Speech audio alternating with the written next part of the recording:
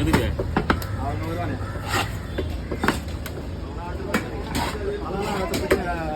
Night phone பண்ணல இன்னைக்கு தான் வர பண்ணலாம்.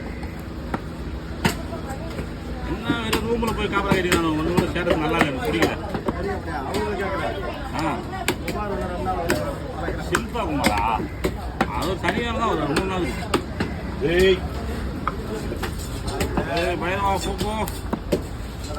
இன்னைக்கு உங்களுக்குலாம் விசேஷமான நாள் கம்மன் போங்க. சிவராத்திரி இன்னைக்கு அடக்க உடக்கமாக இருங்க.